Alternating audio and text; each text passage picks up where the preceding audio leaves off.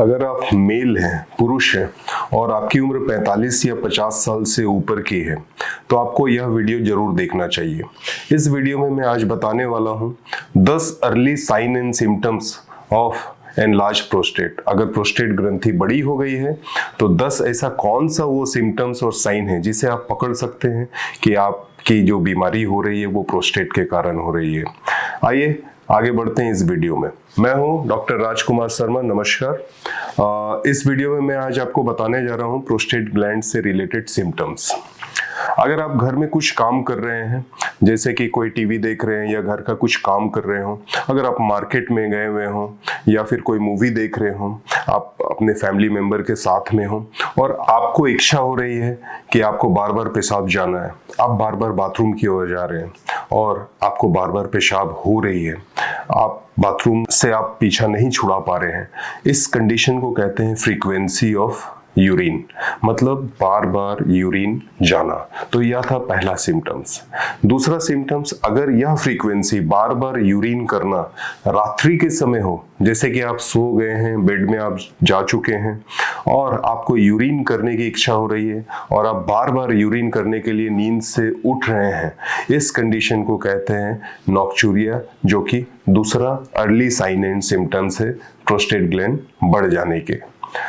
तीसरा, आइए, अगर आप यूरिन करने जा रहे हैं और यूरिन स्टार्ट होने में कुछ समय लगे, विलंब हो, आप चाह रहे हैं कि आप यूरिन स्टार्ट करें लेकिन आपका यूरिन स्टार्ट नहीं हो पा रहा है, आपको थोड़ी सी ताकत लगानी पड़ रही है, जोर लगानी पड़ रही है।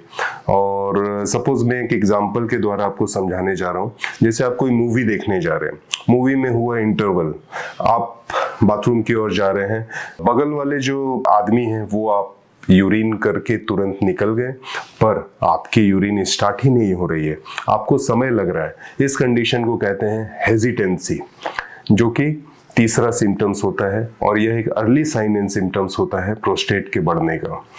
चौथा सिम्टम्स होता है कि अगर यूरिन स्टार्ट हो भी गई तो आप यूरिन करते करते जो फ्लो है आपका यूरिन का वो बीच में रुक जाती है, फिर स्टार्ट होती है, फिर रुक जाती है, मतलब आपका फ्लो कंटिन्यूअस ना होके इंटरप्टेड होता है। इस कंडीशन को कहते हैं इंटरप्टेड फ्लो, जो कि चौथा सिम्टम्स होता है प्रोस्टेट ग्लैंड के बढ़ जाने का।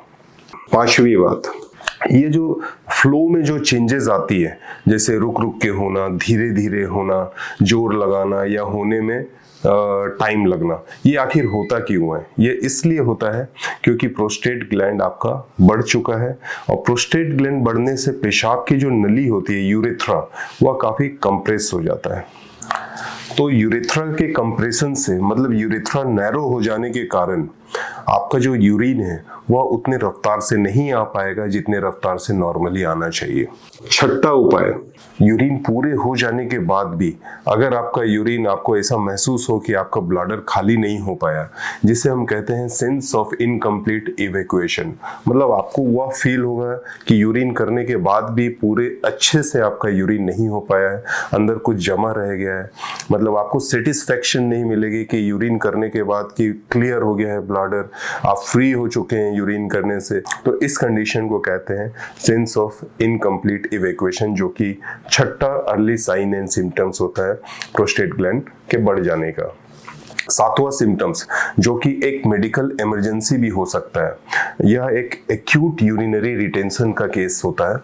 जैसे कि अगर आप यूरिन करने जा रहे हैं और यूरिन हो ही नहीं और आप जोर लगा रहे हैं कि यूरिन निकल जाए, थोड़ा सा भी हो जाए, एक आध बूंद के होने के बाद पूरा यूरिन रुक चुका है, आपका पेट में दर्द हो रहा है यूरिन रुकने से, पेट फूल जा रही है, निचली भाग जो आपके पेट के निचली भाग है वो फूल जाता है क्योंकि ब्लैडर फूल चुका है, ब्लैडर में यूरिन जमा है, वो निकल नहीं पा रहा है। इस कंडीशन को कहते हैं एक्यूट यूरिनरी रिटेंशन और यह कंडीशन एक मेडिकल इमरजेंसी होता है।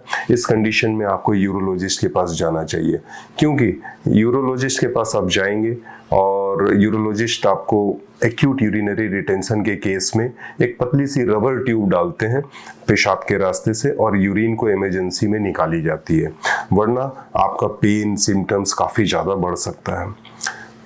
यह था सातवां सिम्टम्स। आठवां सिम्टम्स, कुछ मरीज में यूरिन करने के बाद कुछ बूंद पेशाब करने के बाद उसके कपड़े में चू जाती है। इस कंडीशन को कहते हैं पोस्ट वॉइड ड्रिबलिंग, जो कि 8वां सिम्टम्स एंड साइन होता है प्रोस्टेट ग्लैंड के बढ़ जाने के कारण। यह कंडीशन काफ़ी एम्बेरेसिंग होता है पेशेंट के लिए, क्योंकि कपड़े में यूरिन लीक हो जाने के कारण उसके सबकॉन्शियस माइंड में हाइजीन इश्यूज चल रहे होते हैं। उसके कपड़े से स्मेल आने लग जाते हैं मरीज के कपड़े से।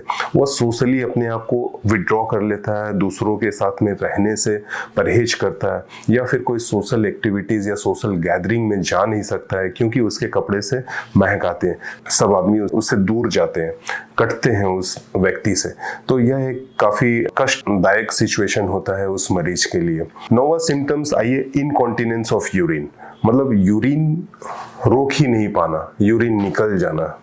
जैसे कोई मरीज अगर घर में टीवी देख रहा हो या मार्केट में गया हुआ हो या किसी मॉल में हो, वह इस कंडीशन में चलते चलते सोशली जब सारे व्यक्ति से घिरा रहता है, अचानक उसके पेशाब, उसके पैंट गीली हो जाती है, तो यह काफ़ी दर्दनाक और कष्टदायी सिचुएशन होता है, क्योंकि वह व्यक्ति यूरिन को रोक ही नहीं पा रहा है और काफ़ी उसे शर्म महसूस होगी उस व्यक्ति को उस जगह में। तो इनकॉन्टिनेंस ऑफ यूरिन, जो कि एक 9वां साइन और सिम्टम्स होता है प्रोस्टेट ग्लैंड के बढ़ जाने के कारण में। 10वां साइन और सिम्टम्स, जो कि आखिरी साइन और सिम्टम्स मैं जो बता रहा हूँ, इसे कहते हैं अर्जेंसी एंड अर्ज इनकॉन्टिनेंस। अर्जेंसी और अर्ज इनकॉन्टिनेंस कहते हैं, अर्जेंसी जैसे आपको यूरिन लगा, काफ़ी जोर से यूरिन लगा और आप बाथरूम ढूंढ रहे हैं और आपको बाथरूम भागने की ज़रूरत पड़ती है, आप रोक नहीं पाते हैं, आपको इमीडिएटली जाना है वरना यूरिन निकल जाएगा। इस कंडीशन को कहते हैं अर्जेंसी। इन कारणों से प्रोस्टेट ग्लैंड के मरीज कहीं भी बाहर जाने से हिचकिचाते हैं। वह जब भी बाहर मार्केट जाते हैं या मॉल जाते हैं या शॉपिंग कॉम्प्लेक्स जाते हैं या पब्लिक प्लेस में जाते हैं, वो काफ़ी हिचकिचाते हैं और कहीं भी जब भी वो जाते हैं तो सबसे पहले बाथरूम को ढूंढते हैं। तो अगर आप इन अर्ली साइन एंड सिम्टम्स को पहचान सकते हैं, अपने घर में किसी बुजुर्ग व्यक्ति में अगर यह साइन और सिम्टम्स हो रहा है, तो ज़रूर अर्ली से अर्ली आपको यूरोलॉजिस्ट से संपर्क करना चाहिए। और इससे रिलेटेड और कोई जानकारी अगर चाहते हैं या और कोई अन्य यूरोलॉजिकल डिसऑर्डर की जानकारी चाहते हैं, तो आप मेरे चैनल को सब्सक्राइब करें और आप नीचे कमेंट भी लिख सकते हैं अगर आपको कुछ जानकारी चाहिए हो। धन्यवाद।